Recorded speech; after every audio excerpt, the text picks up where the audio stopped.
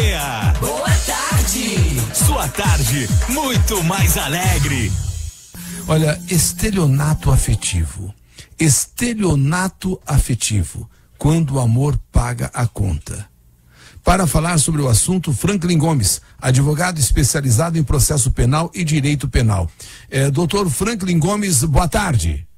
Boa tarde, Eli. Primeiramente, obrigado pelo convite. É um prazer participar do seu programa. O senhor poderia falar, já abrindo a nossa entrevista, doutor, o que é, enfim, um estelionato afetivo?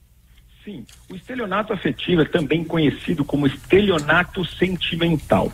Nós não temos uma definição exata do que vem a ser o estelionato afetivo ou o estelionato sentimental na legislação brasileira. Ele é tratado como um estelionato simples. E o que é esse estelionato sentimental ou afetivo? É aquele estelionato que é praticado através de uma fraude por uma das partes com a intenção de obter alguma vantagem econômica. Então, ele se utiliza de um contexto, de um relacionamento afetivo, quando, na realidade, ele quer obter vantagem financeira. Então, não tem uma relação afetiva, uma relação amorosa. Ele faz parecer que existe essa relação para, com isso, obter essa vantagem, seja através de depósitos financeiros, transferências de bens e valores. Isso, em linhas gerais, é o sentimento ou estelionato afetivo ou sentimental. Aqui sinais, doutor Franklin, aqui sinais as pessoas devem ficar atentas. Quais são os primeiros sinais? A pessoa fala, puxa, será que eu estou sendo amada mesmo? Será que essa pessoa está me amando de verdade? Quais são os sinais que ela tem que prestar atenção, doutor?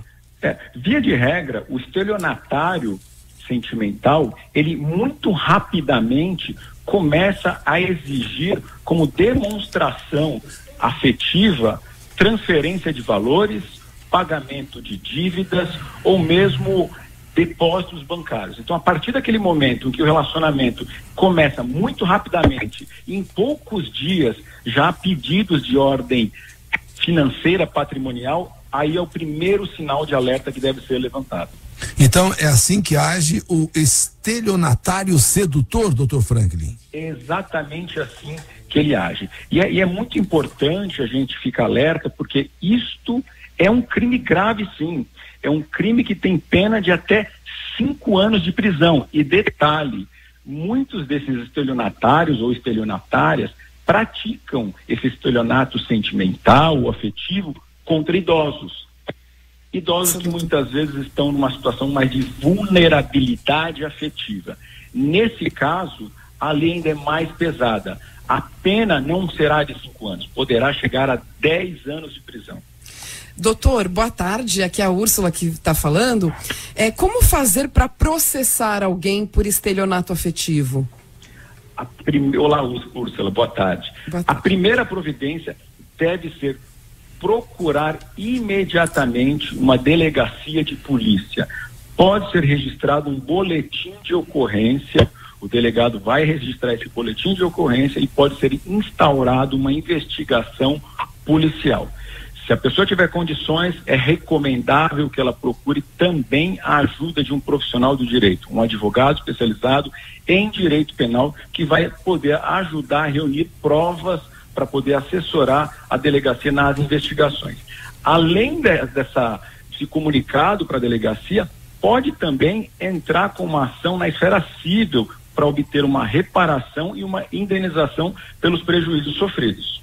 Agora, doutor, a gente fica assim, de outro lado, mas será que existe um número grande disso? Existem muitas queixas sobre estelionato afetivo, doutor? Existe muitas. A gente não tem um número oficial, mas as principais notícias dão conta de que esse número é muito grande. O primeiro momento que isso veio a ser noticiado foi em 2015, quando o Tribunal de Justiça acabou enfrentando essa questão. Mas o número de ocorrências é grande. O grande senão até para combater cada vez mais essa prática, é que a vítima, na maioria das vezes, ela se sente tão vulnerável que ela acaba não procurando a autoridade policial. Ela então ela fica envergonhada, fica envergonhada. Ela fica envergonhada e acaba não procurando a autoridade policial. Muitas vezes, esse estelionatário, o que ele faz? Estelionatário ou estelionatária, além de fazer esse desvio, muitas vezes ele obtém ali fotos, vídeos íntimos e também faz ameaças de divulgação. Então a pessoa muitas vezes prefere ficar com prejuízo financeiro a ter uma certa exposição em buscar a responsabilização desse estelionatário ou dessa estelionatária. Doutor, e a vítima pode ter mesmo seu valor ressarcido? Sem sombra de dúvidas, não há nenhuma dúvida disso. O que precisa ser comprovado realmente é que houve a prática desse estelionato.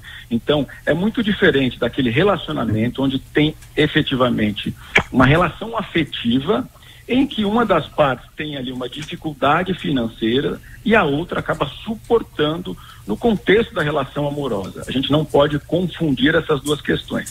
No estelionato, a única finalidade é obter vantagem financeira. Então ele constrói a relação simplesmente para isso. Não é uma pessoa que tem um problema financeiro que acaba usando recursos da outra parte. É muito diferente isso. Então o que a gente tem que ter em mente é, no estelionato sentimental ou afetivo, a única finalidade é: vou me aproximar, vou encantar, vou fazer com que fique apaixonada e a partir daí vou conseguir retirar a maior quantidade de dinheiro ou de patrimônio que eu conseguir.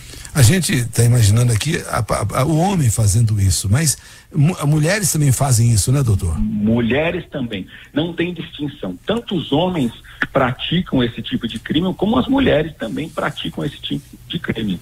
Doutor, e quando esse estelionato acontece de forma virtual, é mais difícil denunciar e identificar o suspeito? É mais difícil, mas também não é impossível. E aí a recomendação é, para todos, evitem transferência de dados ou informações com pessoas que vocês efetivamente não conheçam ou apenas tenham conhecimento no mundo virtual. É muito perigoso. Por quê? Essas pessoas muitas vezes utilizam contas fantasmas, documentos falsos, e aí a investigação vai ter uma dificuldade muito maior em identificar quem efetivamente praticou o crime. Agora, quais os conselhos, doutor, que o senhor daria nesse momento para nossos ouvintes, nossas amigas, que podem estar, talvez até, quem sabe, sendo vítimas desse estelionato afetivo ou estelionato sentimental? O primeiro passo é: a relação afetiva e amorosa, ela não depende do financeiro, né? Ninguém vende amor, ninguém vende carinho ou afeição. Então, a partir do momento em que você está iniciando uma relação com uma outra pessoa e logo de início você tem exigências financeiras, o alerta tem que piscar. Imediatamente você tem que tomar cuidado. Depois, se esse relacionamento está se iniciando através de redes sociais, através do mundo virtual, muito cuidado com informações sobre dados bancários, CPF, RG, cuidado ao compartilhar essas informações. Tá bom, doutor, eu quero agradecer muito a sua participação e lembrar as pessoas de que, de repente, vocês analisem bem se não estão sendo vítimas, né, doutor, desse estelionato sentimental. Às vezes a pessoa está numa boa, se sentindo amada, vai se apaixonando cada vez mais, entregando não só a vida, o coração, como também a carteira, né, doutor? Exatamente. E isso é muito comum, porque nós estamos envolvidos pelo amor e aí a gente fica mais suscetível a uma série de coisas. Então tem que ficar muito alerta e tomar muito cuidado, porque o caso é sério. Exatamente.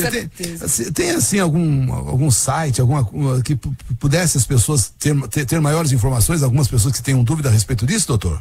Quem tiver dúvida pode me procurar no Instagram, é @FranklinGomes.